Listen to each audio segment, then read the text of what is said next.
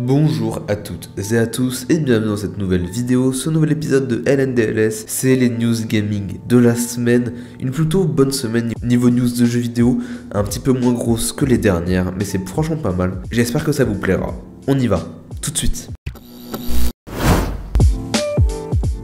Ubisoft vient d'annoncer une déclinaison mobile d'un de leurs plus gros jeux multijoueurs de tous les temps, c'est Rainbow Six Siege qui va avoir droit à sa version mobile. On a eu droit à une petite bande-annonce avec quelques images. Bon, évidemment ces images elles viennent d'une pré-alpha et on n'a pas encore de date de sortie, mais franchement pour du mobile ça a l'air pas mal, à voir ce que ça donne quand ça sortira.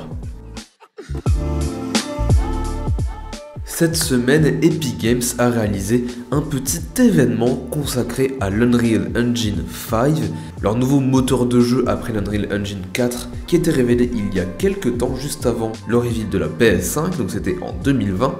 On n'a pas eu de nouvelles depuis, mais dans cette conférence, ils ont annoncé que l'Unreal Engine 5 était enfin disponible pour les développeurs. Et c'est vrai que ce nouveau moteur réalise vraiment un tournant générationnel dans le développement de jeux, qui rend les choses beaucoup plus faciles, beaucoup plus rapides, et qui permet maintenant de mettre plus de temps et de créativité dans d'autres choses dans le développement du jeu vidéo, au lieu de mettre énormément de ressources dans des choses basiques, comme les textures, etc. Ça facilite énormément de choses. En même temps, lors de cette conférence, on a appris que le prochain Tomb Raider est bien en développement et qu'il tournera donc sur l'Unreal Engine 5, c'est pour ça que l'annonce a été faite là-bas. C'est confirmé par le studio de Crystal Dynamics lors d'un court segment qui a été intégré à leur présentation. On n'a pas eu de titre ou de date de sortie, tout ce qu'on sait c'est que ça tournera bien sur l'Unreal Engine 5.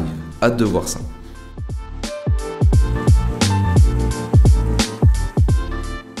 Dans un simple tweet de Remedy Entertainment, ils annoncent qu'ils s'allient avec Rockstar Games pour faire un remake de Max Payne 1 et Max Payne 2. Alors qu'on pensait que Remedy était déjà noyé sous les projets qui le lient à Epic Games, le studio finlandais finalement annonce qu'il avait bien conclu un accord avec Rockstar Games pour développer ces deux remakes. Une sortie qui sera uniquement sur Next Gen, donc PS5, Xbox Series et PC.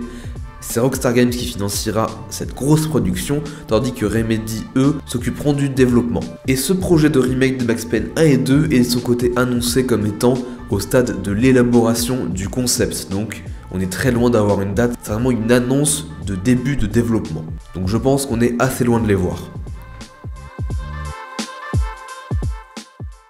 Après que Ubisoft ait annoncé d'arrêter les mises à jour sur le dernier jeu Ghost Recon Breakpoint, des rumeurs assez fiables commencent à arriver sur le fait que Ubisoft Paris serait au travail sur le prochain jeu Ghost Recon. C'est plutôt logique en soi, c'est vrai. Ubisoft Paris qui est impliqué sur les jeux Just Dance, Beyond Good and Evil ou encore Watch Dogs, qui est également le studio attitré de la franchise Ghost Recon, et bien ça semble perdurer avec un nouveau jeu qui serait en développement. J'avais pas mal aimé le jeu Ghost Recon Wildlands à l'époque où j'y avais joué, j'étais un peu plus jeune, mais franchement j'ai trouvé que le scénario était plutôt intelligent, j'avais bien aimé le fait de devoir tuer plusieurs cibles d'un cartel dans plusieurs territoires pour ensuite arriver à plusieurs boss et enfin arriver au boss final. Et je trouvais que c'était vraiment plutôt cool, qu'il y avait des plutôt bons concepts, mais Ghost Recon Breakpoint m'avait pas du tout parlé et ça avait également été un échec commercial.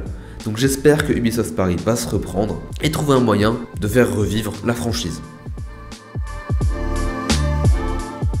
Et pour finir, énorme annonce de dernière minute, Square Enix vient d'annoncer le développement d'un nouvel opus dans la série Kingdom Hearts.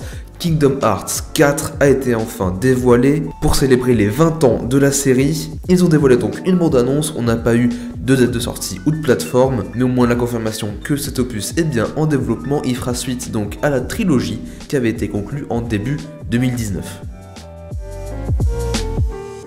Et voilà, malheureusement c'est déjà la fin de ce nouvel épisode de LNDLS, c'était les news gaming de la semaine, pas énormément de news mais les news qu'on a eu étaient plutôt grosses avec des annonces de nouveaux jeux, etc.